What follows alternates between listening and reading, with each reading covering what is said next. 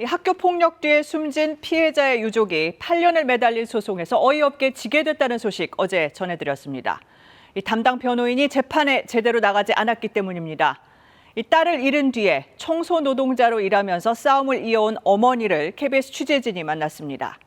이 가해자와 학교, 교육청, 여기에 변호인까지 누구도 책임지지 않은 이런 비극이 되풀이돼선 안 된다고 호소했습니다.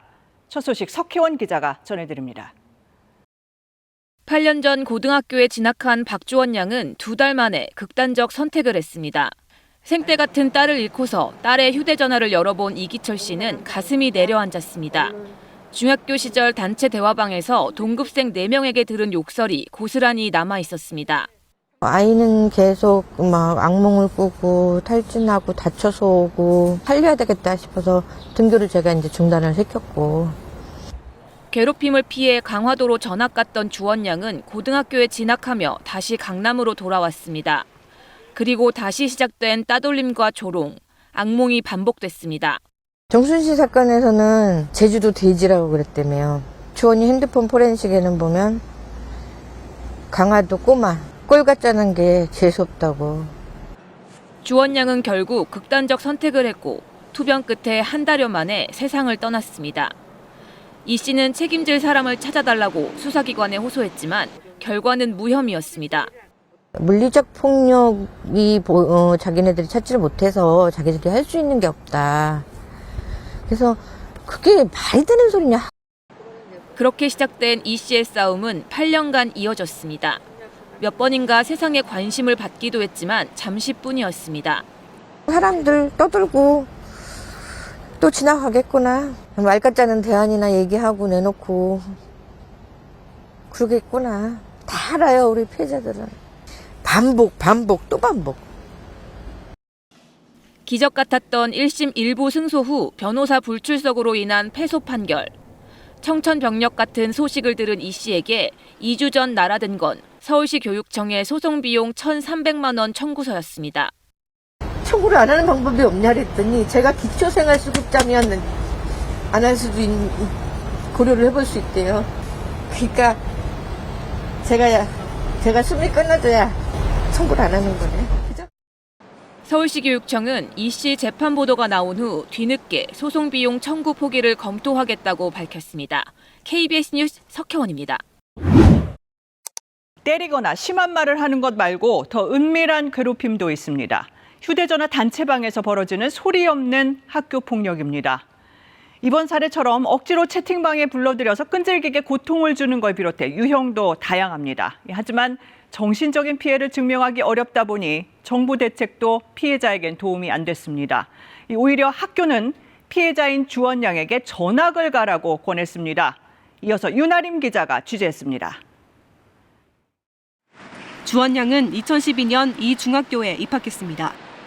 중학생이 됐다는 설렘도 잠시 여름방학을 앞두고 주원 양에 대한 괴롭힘이 시작됐습니다. 워낙 수천이 있잖아요. 그 부분이 지금 문제는 누가 보면 들을 수 있어요. 집단 따돌림과 언어폭력, 흔적을 남기지 않는 가해였습니다. 당시 학교 측은 이런 사실을 알았음에도 주원 양에게 전학을 권유했습니다. 아이들 보복으로 또 커지고 이런 사안들을 계속 얘기를 하면서 전학을 가는 거를 권유를 했고요.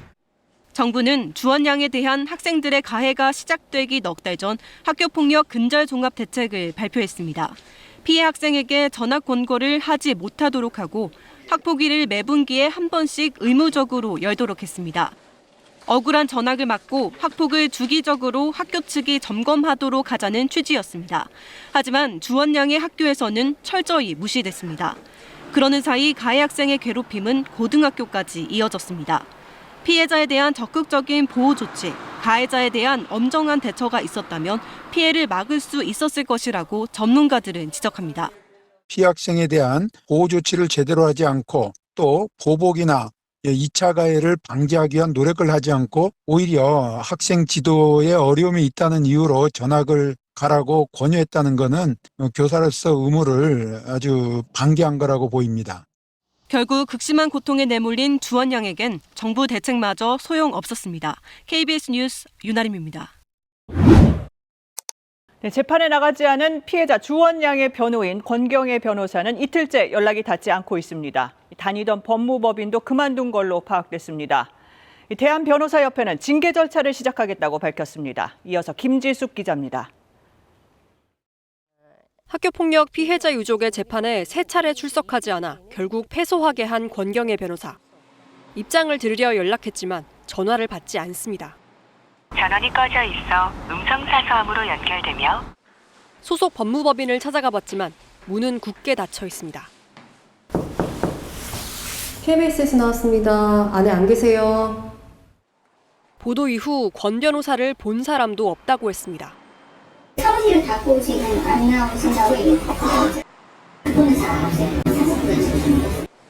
같은 법무법인의 다른 사무소도 찾아가 봤습니다. 안녕하세요. 권 변호사가 일한 적이 없는 곳인데도 항의 전화가 빗발쳐 홈페이지까지 닫은 상태였습니다.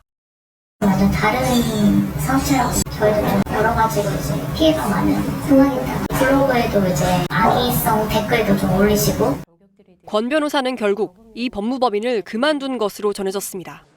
대한변호사협회는 사안이 엄중한 만큼 권 변호사에 대한 징계 절차에 들어가겠다고 밝혔습니다. 성실의무 위반 사안으로 보여지는데요. 다음 주 상임이사회에서 직권 조사를 개시할지 논의할 예정이고요.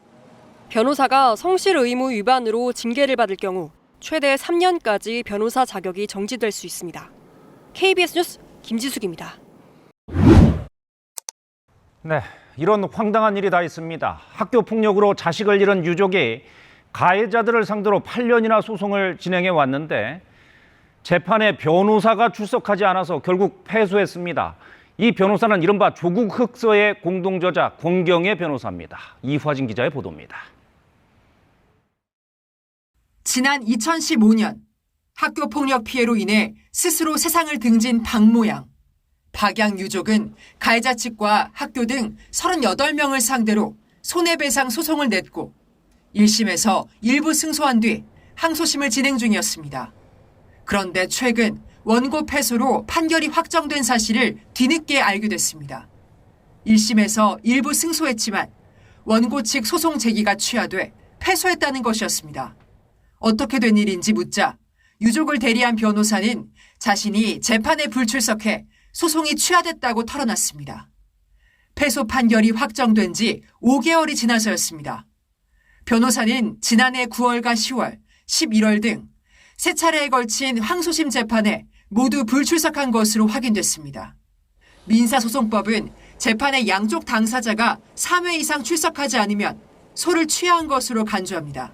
싸워보지도 못하고 이렇게 됐고요. 그날 그렇게 얘기 듣고 나와서 보니 1심 재판 때도 2번이나 불참을 해서 위태로웠고 1심 때 2번, 이번에 3번. 박양 유족은 SNS에 글을 올려 변호사에게 공개 상하문을 올리라고 하자 그렇게 되면 자기는 매장된다며 그것만은 봐달라고 애원했다고 밝혔습니다. 해당 변호사는 이른바 조국 흑서 공동 저자로 잘 알려진 권경애 변호사입니다. 권 변호사는 휴대전화를 끈 채 연락을 받지 않았습니다. 학교 폭력으로 고통받고 어디에서도 책임지지 않은 채 그냥 세상을 쓰러져간 아이, 그리고 남은 가족이 이렇게 외롭게 싸우는 싸움을도 짓밟히고. 숨진 박양의 유족은 8년간 포기하지 않고 소송을 이어왔고 지난해 2월 1심 재판부는 가해 학생 측이 5억 원을 지급하라는 취지로 일부 승소 판결했습니다. KBS 뉴스 이화진입니다.